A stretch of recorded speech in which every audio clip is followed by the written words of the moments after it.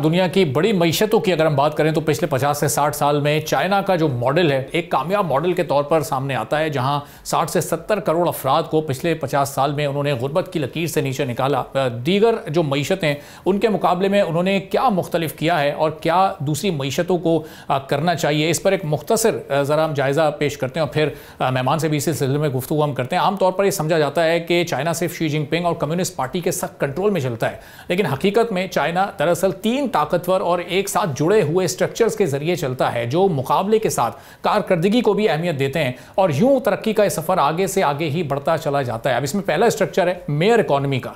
इसमें शहर के मेयर और सूबे के नुमाइंदे सीईओस की तरह काम करते हैं। उनकी तरक्की और प्रमोशन डिपेंड करती है कि शहर की माशी कारकर्दगी के साथ साथ रोजगार और इन्वेस्टमेंट कितनी बेहतर तरीके से चल रही है। बीजिंग बड़े टारगेट्स तय करता है मगर इंप्लीमेंटेशन मकामी हुकूमतें करती हैं। इसी मुकाबले ने शेंजन जैसे शहरों को भी आलमी माशी ताकत बना दिया है और ये मॉडल्स उनके दूसरे शहरों में इस्तेमाल हो रहे हैं। फिर दूसरा स्ट्रक्चर नॉमेनक्लेचर सिस्टम है। ये कम्युनिस्ट पार्टी का एक बहुत बड़ा एचआर सिस्टम है जो करोड़ों अफसरान की निगरानी के साथ तरबियत और तरक्की पर नजर रखता है। अफसरान को इम्तिहानात के साथ परफॉर्मेंस रिपोर्ट्स और तबादलों के जरिए चेक किया जाता है, यानी चेक एंड बैलेंस का सिस्टम बहुत सख्त है। शी जिनपिंग खुद इसी निज़ाम से 30 साल में ऊपर आए हैं। इससे सिस्टम में एक तसलसल आता है, कंटिन्यूटी रहती है और डिसिप्लिन कायम रहता है। कहीं भी डिसिप्लिन की कोई खिलाफ वर्जी नहीं होती, कहीं कोई करप्शन नहीं होती। तीसरा मॉडल रियासत और निजी शोबे का मिला जुला सिस्टम है। कुछ इदारे मुकम्मल तौर पर सरकारी होते हैं, कुछ प्राइवेट होते हैं और कुछ दरमियान के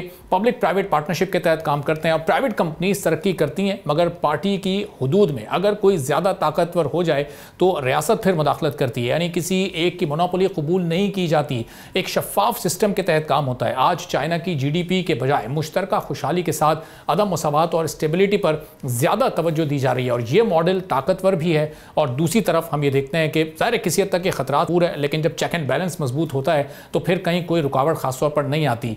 अब चाइना ने अपनी पर कैपिटा इनकम इन्हीं स्ट्रक्चर्स को फॉलो करते हुए बढ़ाई, लोगों को इसी तरह से गुर्बत से नीचे से निकाला है। पाकिस्तान में ये किस तरह से फॉलो हो सकते हैं? क्या इनका 10 से 15% भी अगर हम फॉलो करें तो जो हमारी इस वक्त एक मईशत मझधार में फंसी हुई है, जिसमें थोड़ी बहुत बेहतरी पिछले कुछ दिनों में आ रही है, तो क्या उसमें मजीद बेहतरी आ सकती है और क्या ये कामयाब मॉडल्स हम कामयाबी के साथ अपना सकते हैं? सब्सक्राइब करें और बेल दबाएं ताकि कोई खबर रह न जाए।